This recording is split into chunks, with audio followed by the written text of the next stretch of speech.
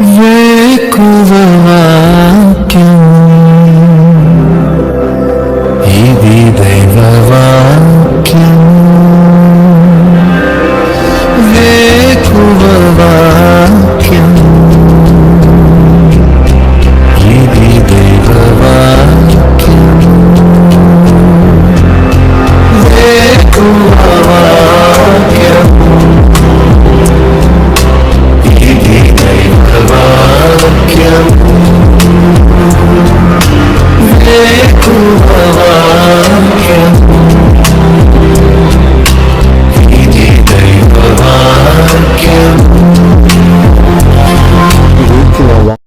వేకువ వాక్యం సంఖ్యాకాండం 6వ అధ్యాయం 24వ వచనంలో అంటున్నాడు. అక్కడ అంటున్నాడు, యెహోవా నిన్ను ఆశీర్వదించి నిన్ను కాపాడునుగాక. 23వ వచనంలో దేవుడు ముందే చెప్పాడు, మీరు ఇశ్రాయేలుని ఎలాగంటే అలా దీవించొద్దు, ఈలాగు వారిని దీవించవలను అంటూ ఇక్కడ దీవెనలో 3 విషయాలు కనపడుతున్నాయి. 24 సంఖ్యాకాండం 6:24 యెహోవా నిన్ను ఆశీర్వదించి నిన్ను కాపాడునుగాక. చివరి మాట కాపాడునుగాక. 25వ వచనంలో యెహోవా నీకు తన సన్నిధి కాంతి ప్రకాశింపజేసి నిన్ను కరుణించునుగాక. రెండవది కరుణించునుగాక. మూడవది మనం చూసినట్లయితే కింద వచనం 26వ వచనం, యెహోవా నీ మీద తన సన్నిధి కాంతి ఉదయింపజేసి నీకు సమాధానము కలుగజేయునుగాక. ప్రియులారా, మానవ జీవితానికి కావలసిన 3 ఆశీర్వాదాలు ఇందులో ఉన్నాయి. ఇంకా చెప్పాలంటే ఈ 3 ఆశీర్వాదాలు, మొట్టమొదటిది కాపాడునుగాక, రెండోది కరుణించునుగాక, కలుగజేయునుగాక.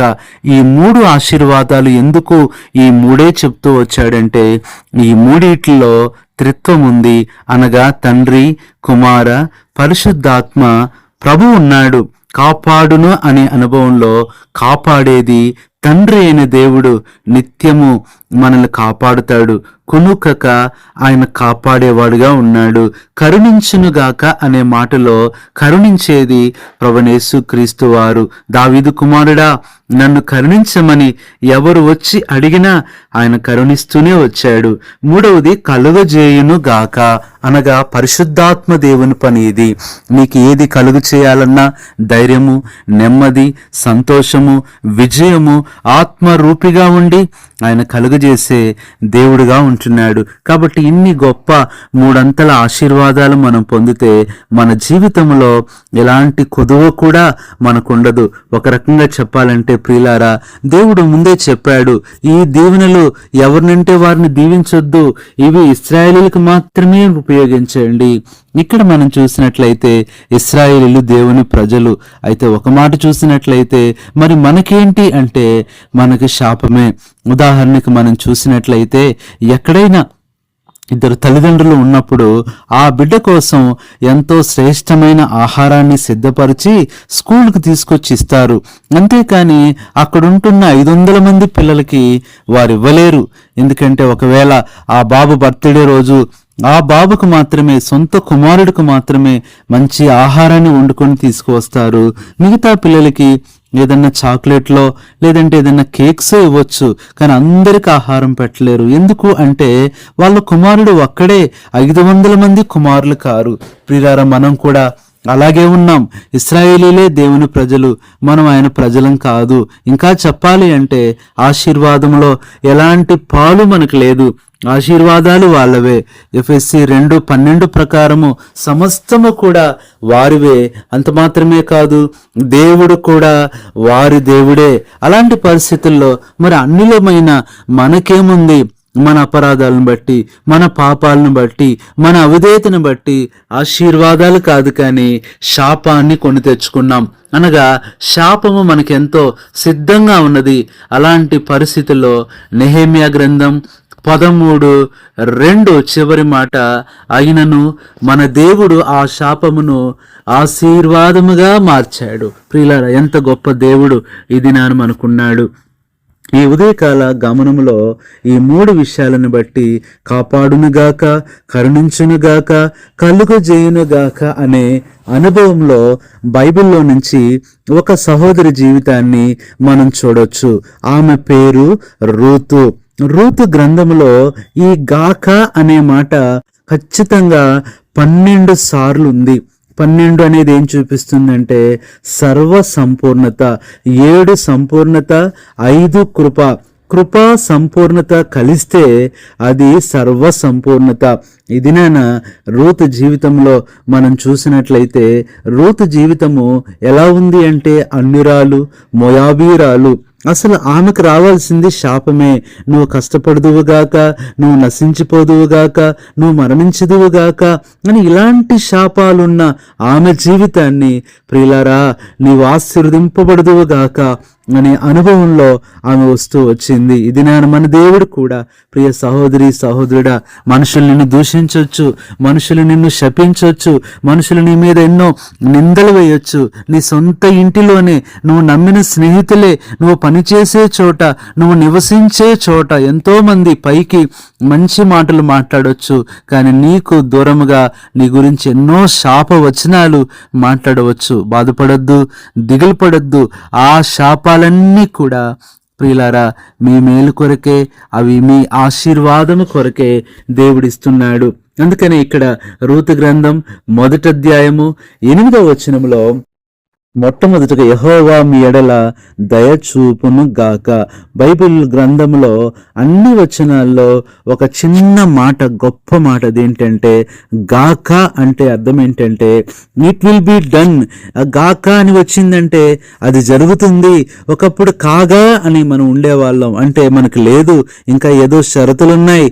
కానీ దేవుడు ఆ కాగాని గాకా చేసి షరతులు లేకుండా దీవించాడు. కాబట్టి ఇక్కడ మొట్టమొదట దయచూపును గాక. తర్వాత రూతు 1:9 యెహోవా దయచేయును గాక. ఎంత గొప్ప మాట అండి ఇది. రెండవది, ఈ 12 విషయాలలో 12 చోట్ల గాక ఉంటే 7 విషయాలు ఎంతో ముఖ్యమైనవి. మూడవది మనం చూస్తే రూతు గ్రంథం 2:4 తోడయుండును గాక. దేవుడు తోడయుండును గాక అంటున్నాడు. నాలుగవది రూతు గ్రంథం 2:19 దీవింపబడును గాక. ఇది నాలుగవది. ఐదవది రూతు 2:20 ఆశీర్వదింపబడును గాక. ఎంత గొప్ప మాట అండి. ఆరవది మనం చూసినట్లయితే రూతు గ్రంథం 4:12 ఖ్యాతి నొందుదువుగాక. ఎంత గొప్ప అనుభవం అండి. నువ్వు ఖ్యాతి నొందుదువుగాక అని అంటున్నాడు. ఎంత గొప్ప దీవెన ఇక్కడ ఇస్తూ వచ్చాడు. అంతేనంటే 7వది చివరి మాట మనం చూసినట్లయితే రూతు గ్రంథంలోనే మరి మనం చూసినట్లయితే రూతు గ్రంథం 4:14 ఒక గొప్ప మాట ఉంది. యెహోవా నీ వలన స్తుతి నొందును గాక, ఆయన నామం ఇశ్రాయేలులో ప్రకటింపబడును గాక. ప్రియులారా, ప్రియ సహోదరి సహోదరుడా, ఇంకా నీ జీవితంలో ఇంకా దుఃఖపడుతూ బాధపడుతూ ఉన్నావేమో. ఎందుకు ఈ శాపాలు, ఎందుకు ఈ యొక్క మాటలు నేను వినలేకపోతున్నాను అనుకుంటావేమో. ప్రియ సహోదరి సహోదరుడా, చాలాసార్లు మన జీవితంలో మనం చూసినట్లయితే మనకొచ్చే ప్రతి శాపము కూడా దేవుడు ఆశీర్వాదముగా మార్చేవాడుగా ఉంటున్నాడు. అందుకని మనకు తెలుసు, అంత గొప్ప దావీదుని నిజంగా ఎంతమంది శపిస్తూ వచ్చారు. ముఖ్యంగా మనం చూసినట్లయితే 1 సమూయేలు గ్రంథం 17:43 గొల్యాతు దావీదును శపిస్తూ వచ్చాడు. 2 సమూయేలు గ్రంథం 16:5 షిమీ కూడా దావీదును శపిస్తూ వచ్చాడు. అంత మాత్రమే కాదు, ఎన్నోసార్లు మరి సౌలు కూడా మరి శపిస్తూ వచ్చాడు. సొంత వారు కూడా ఎంతగానో మరి ఆ దావీదుని శపిస్తూ వచ్చినప్పుడు నిజంగా దావీదు ఎంత మాత్రమో బాధపడలేదు. కాబట్టి కానీ దావీదు చేసింది ఒకటే, ఆ శాపము దేవుడు నాకు ఒక దినము ఆశీర్వాదంగా మారుస్తాడు అని ఆలోచించాడు. నిజంగానే దేవుడు తన జీవితంలో ఉన్న ఆ ప్రతి శాపాన్ని కూడా ఆశీర్వాదంగా మార్చాడు. కాబట్టి దినాన ప్రియ సహోదరి సహోదరుడా, 2 సమూయేలు 16:12 మరి దావీదు చెప్తున్నాడు, యెహోవా నా శ్రమను లక్ష్యపెట్టినేమో, వాడు పలికిన శాపమునకు బదులుగా యెహోవా నాకు మేలు చేయునేమో. ప్రియ సహోదరి సహోదరుడా, నీ జీవితంలోకి వస్తున్న ఈ ప్రతి నిందలు, ప్రతి మాటలు, కష్టాలు, కలవరాలు, వీటిని చూసి భయపడవద్దు. వీటన్నిటినీ కూడా దేవుడు ఆశీర్వాదంగా మార్చే సమయం రాబోతుంది. మంచి దినాలు నువ్వు చూడబోతున్నావు. తప్పనిసరిగా నువ్వు ఆనందపడతావు. ఇప్పుడున్న బంధకాలు, ఇప్పుడున్న వేదనలు, ఇప్పుడున్న దిగులు, కృంగుదల ఆ తర్వాత ఉండదు. ఎందుకంటే దేవుడు అంటున్నాడు, గాక అంటున్నాడు. కాబట్టి అనుభవంలో రూతునే కాదు, దావీదునే కాదు, నిన్ను కూడా దేవుడు దీవించి అలాంటి అనుభవంలో ఆ కృపను నువ్వు కూడా పొందుదువుగాక అనే అనుభవంలోకి దేవుడిని తీసుకొని వచ్చి సంఖ్య 6:26 ఈ మూడంతల తండ్రి, కుమార, పరిశుద్ధాత్మ ఆశీర్వాదాలు ఇప్పుడే నీకు, నీ కుటుంబానికి, నీ బిడ్డలకు, నీతో ఉన్న వారందరికీ కలుగజేయును గాక. ప్రార్థన చేస్తాం. పరిశుద్ధుడైన తండ్రి, ప్రభువైన యేసుక్రీస్తు నామములో నీ పాదాలకు వందనాలు చెల్లిస్తున్నాం. ప్రభువా, ఎంత గొప్ప దేవుడవు, మీకే స్తోత్రాలు, వందనాలు. మరి సంఖ్య 6:26 మరి 3 విషయాలు ఇశ్రాయేలును దీవించే ఆ విధానములో ప్రభువా కాపాడునుగాక. ఇది తండ్రి దీవెనని, కరుణించునుగాక, కుమారుని దీవెన, కలుగజేయునుగాక, పరిశుద్ధాత్మ దీవెన, మూడంతల దీవెనలు ఆ దినం ఇశ్రాయేలుకే కాదు, ఈ దినాన మాకు కూడా అనుగ్రహిస్తున్నందుకు కృతజ్ఞతలు చెల్లిస్తూ ఈ మాటలు వింటున్న మా బిడ్డలు ఏ శాపాల గుండా, ఎలాంటి మాటల గుండా, అవమానాల గుండా వెళ్తున్నారో దయచేసి ప్రభువా ప్రతి ఒక్కరిని దర్శించి వారి శాపమును ఆశీర్వాదముగా, వారి కన్నీటిని నాట్యముగా, వారి దుఃఖమును సంతోషముగా, వారి యొక్క బాధను నెమ్మదిగా చేసి వారి అనారోగ్యాన్ని ఆరోగ్యంగా, వారి అపజయాన్ని విజయంగా చేసి శాపమును ఆశీర్వాదముగా మార్చుమని కృతజ్ఞతాస్తుతులు చెల్లిస్తూ ప్రభువైన యేసుక్రీస్తు నామములో ప్రార్థిస్తున్నాము తండ్రి, ఆమేన్. కృంగుదలలో దార్చుటకు, కన్నీటినంతటిని తుడుచుటకు, దినమంతా సిద్ధపరచుటకు, దైవ చిత్తం గ్రహించుటకు. కృంగుదలలో దార్చుటకు, కన్నీటినంతటిని తుడుచుటకు, దినమంతా సిద్ధపరచుటకు, దైవ చిత్తం గ్రహించుటకు.